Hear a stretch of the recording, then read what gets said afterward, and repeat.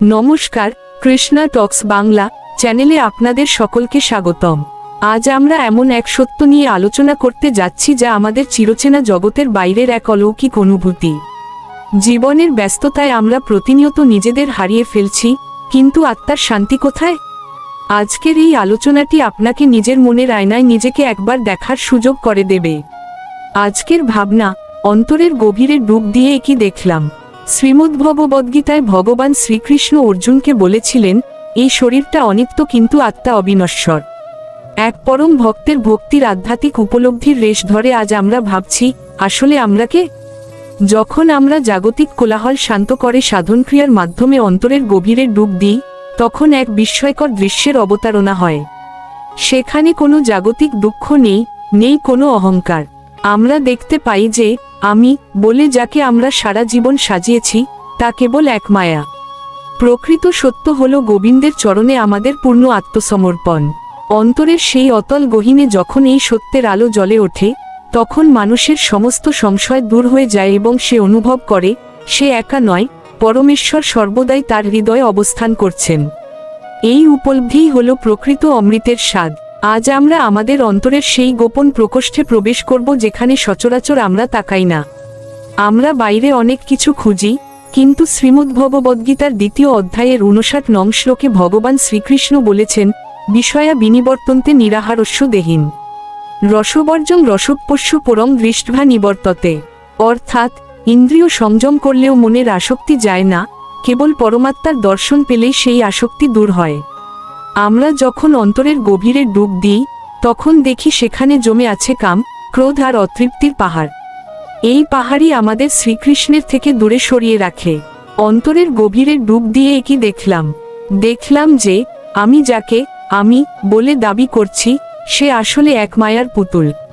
মনের ভেতর থেকে যখন আমরা এই সত্যটি স্মরণ করি, তখন বুঝতে পারি যে বাইরের জগৎ কেবলই মরীচিকা।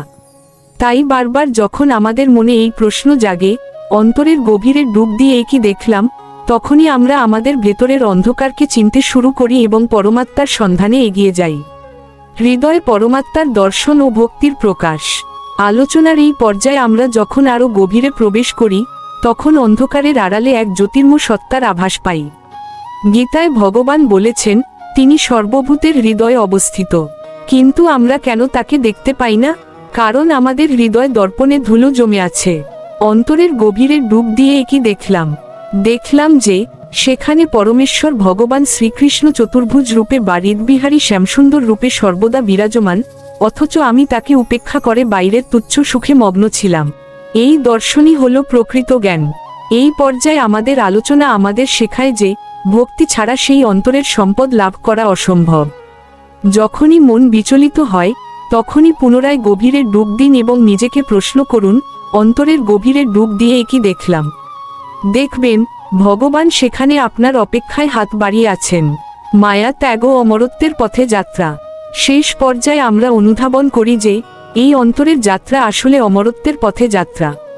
শ্রীমদ্ভগবদ্গীতার ৮ম অধ্যায়ের ৫ নং শ্লোকে বলা হয়েছে, অন্তিমকালে যে ভগবানকে স্মরণ করে দেহত্যাগ করে, সে তাকেই প্রাপ্ত হয়। কিন্তু সেই স্মরণ একদিনে আসে না। সারাদিন আমাদের মনে যেন এই প্রতিধ্বনি বাজে, অন্তরের গভীরে ডুব দিয়ে কি দেখলাম। আমরা যখন এই মায়ার জগৎকে তুচ্ছ জ্ঞান করে ভগবানের চরণে শরণাগত হই, তখনই জীবনের সার্থকতা খুঁজে পাই। আজকের ভাবনা হিসেবে এটি চিরন্তন সত্য যে মানব জীবন কেবল ভোগের জন্য নয়, বরং আত্মদর্শনের জন্য। আমাদের জীবনের অধিকাংশ সময় কাটে বাইরের জগতের কোলাহলে, কিন্তু প্রকৃত সত্য লুকিয়ে আছে নিভৃতে। শ্রীমদ্ভগবদ্গীতার ২য় অধ্যায়ের ১৮ নম্বর শ্লোকে বলা হয়েছে, অন্তবন্ত ইমে দেহা নিত্যসত্তা শরীরিম।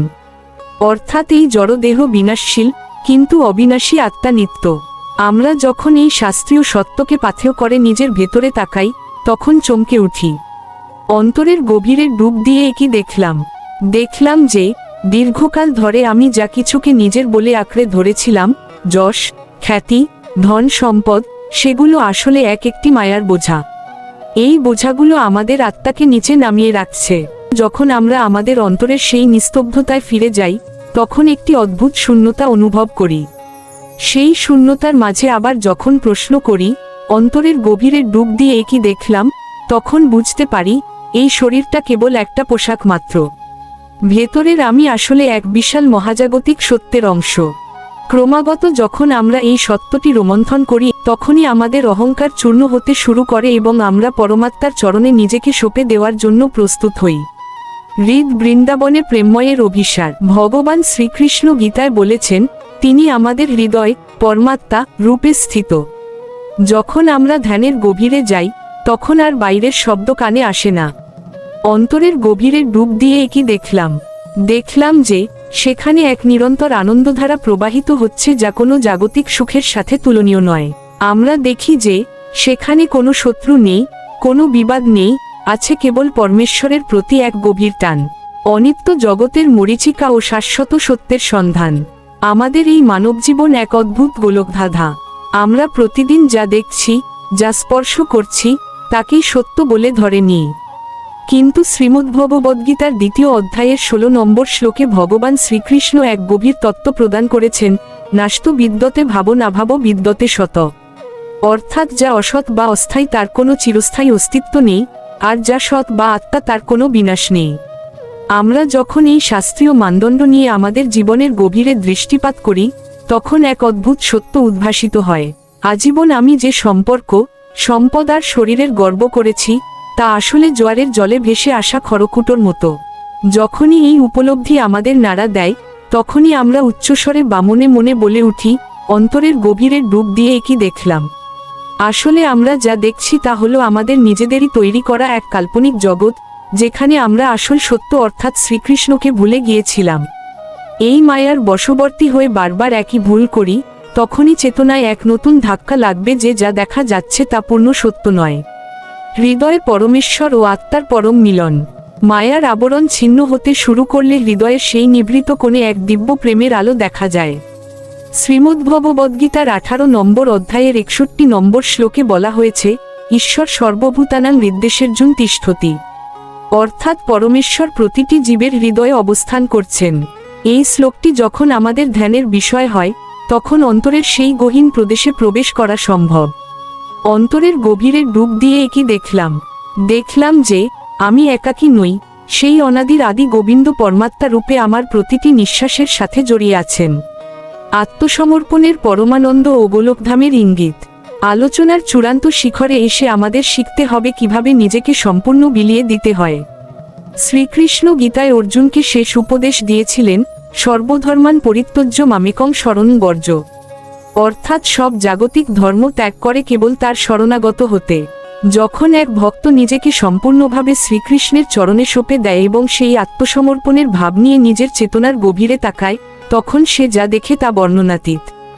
অন্তরের গভীরে ডুব দিয়ে কি দেখলাম যে সেখানে কোনো আমি নেই, কোনো অহংকার নেই, আছে কেবল কৃষ্ণের ইচ্ছার প্রতিফলন। মোহমুক্তির পথে জীবন জিজ্ঞাসা ও স্বরূপ উপলব্ধি। মায়ার বশবর্তী হয়ে আমরা যখন নিজেদের এই জড় জগতের কর্তা বলে মনে করি, ঠিক তখনই আমরা সব দুঃখের শিকার হই। শ্রীমদ্ভগবদ্গীতার 3য় অধ্যায়ের 27 নম্বর শ্লোকে ভগবান পরিষ্কারভাবে বলেছেন, প্রকৃতে ক্রিয়মানানি গুণই কর্মাণি সর্বস্ব। অহংকার বিমূঢ়াত্মা কর্তাহমিতি মন্যতে। অর্থাৎ অহংকারে মোহগ্রস্ত জীব নিজেকেই কর্মের কর্তা বলে মনে করে, যদিও সমস্ত কাজ প্রকৃতির গুণসমূহ দ্বারা সম্পাদিত হয়। এই অহংকারের দেয়াল যখন আমরা ভাঙতে পারি, তখন এক নতুন জগতের দ্বার উন্মোচিত হয়। অন্তরের গভীরে ডুব দিয়ে কি দেখলাম যে দীর্ঘকাল ধরে আমি যা কিছুকে নিজের বলে দাবি করেছি, তা আসলে এক অলীক কল্পনা। এই দেহের ভেতরে যে আত্মা রয়েছে, তার কোনো পরিবর্তন নেই, কিন্তু আমার মন সর্বদা পরিবর্তনশীল পরিস্থিতির পেছনে ছুটছে। যখনই আমরা জীবনের অস্থিরতার মাঝে একটু স্থির হয়ে নিজের ভেতরে দৃষ্টি দেই, তখনই এক নিগুড় সত্য আমাদের নাড়া দেয়। অন্তরের গভীরে ডুব দিয়ে কি দেখলাম যে আমি যাকে অভাব বলছি, সেই অভাব আসলে শ্রীকৃষ্ণের থেকে দূরে থাকার অভাব। বারবার যখন এই কথাটি আমাদের হৃদয়ে ধ্বনিত হয়, অন্তরের গভীরে ডুব দিয়ে কি দেখলাম, তখন আমাদের ভেতরের জড় আসক্তি শিথিল হতে থাকে। এই গভীর দর্শনের মাধ্যমে আমরা বুঝতে পারি যে প্রকৃত শান্তি কেবল নিজের আত্মাকে চেনার মধ্যেই নিহিত। হৃদয়ে ভক্তির পরশমণি ও অপ্রাকৃত প্রেম। ভক্তি হলো সেই পরশমণি যা লোহাকে সোনায় রূপান্তর করতে পারে, অর্থাৎ আমাদের কলুষিত হৃদয়কে শুদ্ধ করতে পারে। শ্রীমদ্ভগবদ্গীতার 12 অধ্যায়ের 8 নম্বর শ্লোকে ভগবান উপদেশ দিয়েছেন, মজ্জেব মন আধৎসময়ী বুদ্ধিং নিবেশয় নিবশিষ্যসি মজ্জেব অত ঊর্ধ্বং ন সংশয়। যখন আমরা মন ও বুদ্ধিকে শ্রীকৃষ্ণের চরণে অর্পণ করি, তখন আমাদের অন্তরের অন্ধকার ঘুচে গিয়ে এক দিব্য প্রেমের উদয় হয়। অন্তরের গভীরে ডুব দিয়ে কি দেখলাম যে সেখানে কোনো কৃত্রিমতা নেই, কোনো জাগতিক চাওয়া পাওয়া নেই, আছে কেবল প্রাণের প্রিয়তম শ্রীকৃষ্ণের জন্য এক অনন্য আকুলতা। আমরা যখনই বাহ্যিক জীবনের কোলাহল ছেড়ে নিজের গভীরে অবগাহন করি, তখনই এক অনাস্বাদিত আনন্দের সন্ধান পাই। অন্তরের গভীরে ডুব দিয়ে কি দেখলাম যে ভগবান শ্রীকৃষ্ণ তার ভক্তের হৃদয় সর্বদা বিরাজ করছেন, কেবল আমাদের ভক্তির অভাবে আমরা তাকে অনুভব করতে পারছি না। প্রতিবার যখন আমরা নিজেদের প্রশ্ন করি, অন্তরের গভীরে ডুব দিয়ে কি দেখলাম, ততবারই হৃদয়ের মলিনতা ধুয়ে মুছে গিয়ে এক পরম প্রশান্তি নেমে আসে। এই স্তরে পৌঁছে ভক্ত বুঝতে পারে যে শ্রীকৃষ্ণের সেবা ছাড়া এই জীবনে আর কোনো বড় সার্থকতা নেই। যতবার আমরা বলবো অন্তরের গভীরে ডুব দিয়ে কি দেখলাম, ততবারই আমাদের ভক্তিলতা আরও বেশি সতেজ হয়ে উঠবে। আত্মসমর্পণ ও পরম গন্তব্যের অভয়বাণী। আধ্যাত্মিক যাত্রার শেষ কথা হল সম্পূর্ণ আত্মসমর্পণ বা শরণাগতি। শ্রীমদ্ভগবদ্গীতার 14 অধ্যায়ের 19 নম্বর শ্লোকে বলা হয়েছে যে যখন জীব গুণাতীত হতে পারে, তখনই সে ভগবানের ভাব প্রাপ্ত হয়। জীবনের সমস্ত ঝাঞ্ঝা ও অনিশ্চয়তার মাঝে যখন আমরা সব ভার শ্রীকৃষ্ণের ওপর ছেড়ে দেই, তখন এক অভয় আশ্রয় খুঁজে পাওয়া যায়। অন্তরের গভীরে ডুব দিয়ে কি দেখলাম যে আমি যা নিয়ে ভয় পাচ্ছিলাম, সেই ভয় আসলে মায়ারই এক রূপ, অথচ শ্রীকৃষ্ণের আশ্রয় গ্রহণ করলে মৃত্যুভয়ও দূর হয়ে যায়। মহাকালের অমোঘ নিয়মে এই দৃশ্যমান জগৎ প্রতিনিয়ত পরিবর্তিত হচ্ছে, যা আজ আছে তা কাল থাকবে না। আমরা আমাদের এই নশ্বর দেহকে ঘিরেই যাবতীয় সুখ ও দুঃখের জাল বুনে চলি, অথচ শ্রীমদ্ভগবদ্গীতার 2 অধ্যায়ের 20 নম্বর শ্লোকে ভগবান শ্রীকৃষ্ণ আত্মার শাশ্বত রূপ বর্ণনা করে বলেছেন, ন জায়তে মৃয়তে বা কদাচিন্নাজং ভূতা ভবিতা বা ন ভুয়য় অজ নিত্য শাশ্বতয়ং পুরানো ন হন্যতে হন্যমানে শরীরে। অর্থাৎ এই আত্মার কখনো জন্ম হয় না বা মৃত্যু হয় না, এটি জন্মহীন, নিত্য, শাশ্বত এবং পুরাতন হলেও সর্বদা নবীন। যখন আমরা বাইরের এই অনিত্য জগতের মোহ কাটিয়ে ধ্যানের স্তরে উপনীত হই, তখন বুঝতে পারি যে আমাদের ইন্দ্রিয়গুলো কেবল বাইরের চাকচিক্যেই আকৃষ্ট থাকে, কিন্তু আসল সম্পদ লুকিয়ে আছে অন্তরাত্মার নিভৃতে। আমরা সারা জীবন অন্যের দোষ খুঁজি, অন্যের বিচার করি, কিন্তু কখনো নিজের বিচার করার জন্য সময় পাই না। এই মানবজীবন কেবল অন্য বস্ত্রের সংস্থানের জন্য নয়, বরং এটি হলো সেই শৃঙ্খল থেকে মুক্তির সুযোগ যা আমাদের বারবার জন্ম মৃত্যুর আবর্তে ঘুরপাক খাওয়াচ্ছে। যখন একজন সাধক বা তত্ত্বজ্ঞানী ব্যক্তি সমস্ত জাগতিক কোলাহল থেকে নিজেকে সরিয়ে নিয়ে হৃদয়ের সেই নিস্তব্ধ গভীরে প্রবেশ করেন যেখানে কাম, ক্রোধ আর লোভের কোনো স্থান নেই, তখনই সত্যের স্বরূপ প্রকাশিত হয়। সেই স্তরে গিয়ে যখন আমরা আমাদের দীর্ঘদিনের জমে থাকা অজ্ঞানতার অন্ধকারকে দূর করি এবং আত্মার শুদ্ধ জ্যোতি অনুভব করি, তখন এক গভীর বিস্ময় আমাদের আবিষ্ট করে। জীবনের সমস্ত চড়াই উতরাই পেরিয়ে যখন আমরা সেই পরম শান্তির দোরগোড়ায় এসে পৌঁছাই এবং নিজের স্বরূপকে চিনতে পারি, তখনই মন থেকে এক গভীর দীর্ঘশ্বাস ও বিস্ময় নিয়ে বলতে ইচ্ছা করে, অন্তরের গভীরে ডুব দিয়ে কি দেখলাম। পরমাত্মার অভয় আশ্রয় ও অপ্রাকৃত প্রেমের মহিমা। আধ্যাত্মিক সাধনার চূড়ান্ত গন্তব্য হল সেই পরমেশ্বরের সাথে আত্মার পুনর্মিলন, যিনি প্রতিটি জীবের হৃদয় সাক্ষী স্বরূপ অবস্থান করছেন। এই শরণাগতি কেবল মুখের কথা নয়, এটি হল হৃদয়ের গভীর থেকে আসা একার্তি। আমরা যখন শোক, তাপ আর অপূর্ণতায় জর্জরিত হয়ে পৃথিবীর কোথাও আশ্রয় খুঁজে পাই না, তখনই আমরা বুঝতে পারি যে জাগতিক আশ্রয়গুলো কতটা ভঙ্গুর। বালুচরে যেমন প্রাসাদ নির্মাণ করা যায় না, তেমনি ঈশ্বরহীন জীবনে প্রকৃত সুখ খুঁজে পাওয়া অসম্ভব। কিন্তু যখনই আমরা ভক্তির মাধ্যমে হৃদয়ের সেই গোপন কক্ষটি পরিষ্কার করি যেখানে ভগবান শ্রীকৃষ্ণ তার বংশীধারী রূপে অবস্থান করছেন, তখন আমাদের সমস্ত ভয় ও সংশয় কর্পূরের মতো উড়ে যায়। এই পথে চলতে গেলে আমাদের বৈরাগ্য ও প্রেমের মেলবন্ধন ঘটাতে হয়। আমরা বাইরের মন্দিরগুলোতে ভগবানকে খুঁজি, পুষ্পার্ঘ্য অর্পণ করি, কিন্তু হৃদয়ের পুষ্প যদি তার চরণে সমর্পিত না হয়, তবে সেই পূজা অপূর্ণ থেকে যায়।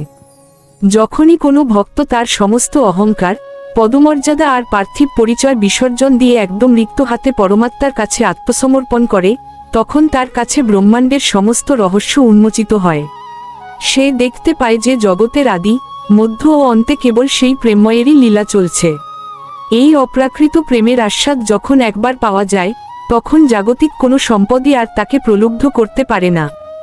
যখন আত্মা ও পরমাত্মার সেই বিরহ দূর হয় এবং ভক্ত তার হৃদয়ের হিরণশয় সিংহাসনে স্বয়ং গোবিন্দকে আসীন হতে দেখে, তখনই সে পূর্ণ তৃপ্তির সাথে উচ্চারণ করে, অন্তরের গভীরে ডুব দিয়ে কি দেখলাম।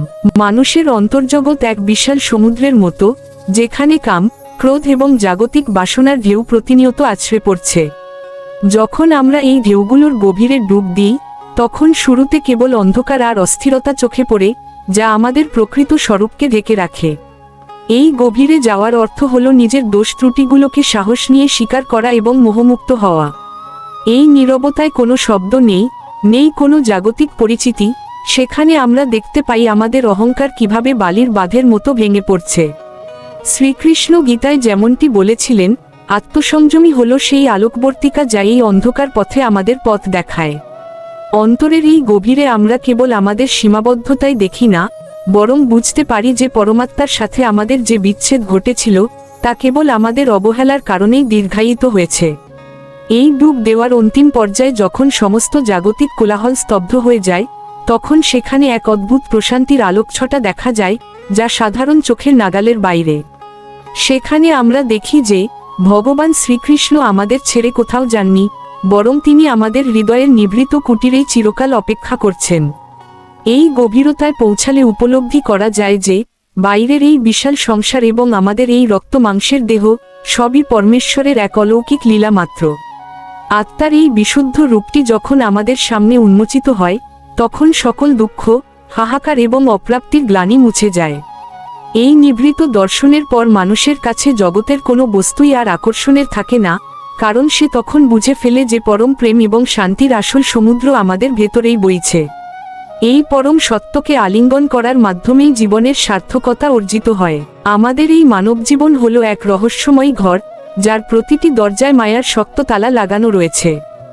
আমরা সারা জীবন সেই তালা খোলার জন্য বাইরের জগতে চাবি খুঁজে বেড়াই, কখনো ধন সম্পদ, কখনো নাম যশ, আবার কখনো প্রিয়জনদের মাঝে। কিন্তু গুরুপদেশ আর সাধনার গভীরে ডুব দিলে দেখা যায়, সেই তালা আসলে বাইরের চাবি দিয়ে খোলে না। অন্তরের এই ডুব দেওয়া মানে হলো নিজের মনের অন্ধকার অলিতে গলিতে একবার আলো ফেলা। সেখানে গিয়ে আমরা দেখতে পাই, আমাদের কাম, ক্রোধ আর অহংকারের মরিচা পড়ে তালাগুলো আরও জং ধরা হয়ে গেছে। আমরা যখন এই অন্তরের অতল গহীনে পৌঁছাই, তখন বুঝতে পারি যে এই ক্ষুদ্র আমি আসলে কিছুই করতে অক্ষম। নিজের অক্ষমতা যখন বড় হয়ে দেখা দেয়, তখনই ভক্তের হৃদয়ে সেই ব্যাকুলতা তৈরি হয়, কেমনে খুলিব তালা? এই প্রশ্নটি হলো পরমাত্মার দিকে ফেরার প্রথম ধাপ। সেখানে আমরা দেখি যে আমাদের ঘরের চাবি আসলে আমাদের কাছে নেই, তা পরমেশ্বর শ্রীকৃষ্ণের হাতে গচ্ছিত। এই উপলব্ধি আমাদের শেখায় যে নিজের চেষ্টায় নয়, বরং তার চরণে পূর্ণ আত্মসমর্পণের মাধ্যমেই সেই রুদ্ধ দ্বার খোলা সম্ভব। যখন আমরা এই আত্মসমর্পণের মাধ্যমে অন্তরের শেষ সীমানায় গিয়ে পৌঁছাই, তখন এক অলৌকিক দৃশ্য আমাদের সামনে উন্মোচিত হয়। সেখানে কোনো জাগতিক লেনদেন নেই, নেই কোনো পাওয়ার বা হারানোর ভয়। আমরা দেখি যে ভগবান কেবল চাবি হাতে দাঁড়িয়ে নেই, বরং তিনি অনন্তকাল ধরে অপেক্ষা করছেন কখন আমরা তাকে ডেকে বলবো, প্রভু, আমি ক্লান্ত, এবার তুমি এই দ্বার খোলো। এই নিভৃত স্তরে পৌঁছে আমরা বুঝতে পারি যে আমাদের ঘরটি আসলে ভগবানেরই বাসস্থান ছিল, কিন্তু আমরা মায়ার জালে আবদ্ধ হয়ে তাকে সেখান থেকে দূরে সরিয়ে রেখেছিলাম। অন্তরের এই অতল গহ্বরে ডুব দিলে মায়ার আবরণ ছিঁড়ে যায় এবং সত্যের আলো প্রকাশিত হয়। আজকের এই আলোচনা যদি আপনার অন্তরে বিন্দুমাত্র প্রশান্তি জাগিয়ে থাকে, তবে ভিডিওটি লাইক দিয়ে অন্যদের সাথে শেয়ার করুন। আপনাদের মূল্যবান অনুভূতি আমাদের কমেন্টে জানাতে ভুলবেন না। নিত্য নতুন আধ্যাত্মিক কথা ও শ্রীকৃষ্ণ ভাবনার সাথে যুক্ত থাকতে আমাদের চ্যানেলটি সাবস্ক্রাইব করে পাশে থাকা বেল আইকনটি চেপে রাখুন। আমাদের এই আধ্যাত্মিক আয়োজনে আপনাদের সকলকে নিয়মিত আমন্ত্রণ জানাই। আমাদের প্রতিটি নতুন আলোচনা আপনারা শুনতে পাবেন প্রতিদিন রাত 8টায়। আপনারা সবাই ভালো থাকুন, সুস্থ থাকুন এবং শ্রীকৃষ্ণের চরণে মতি স্থির রাখুন। প্রতিদিন যেন ক্ষণিক মুহূর্ত হলেও ভগবান শ্রীকৃষ্ণের ভাবনায় মগ্ন থাকতে পারি। এই আধ্যাত্মিক কথামালার শেষ প্রান্তে আপনাদের সঙ্গে রইলেন শ্রী মিলন দেবনাথ। হরে কৃষ্ণ।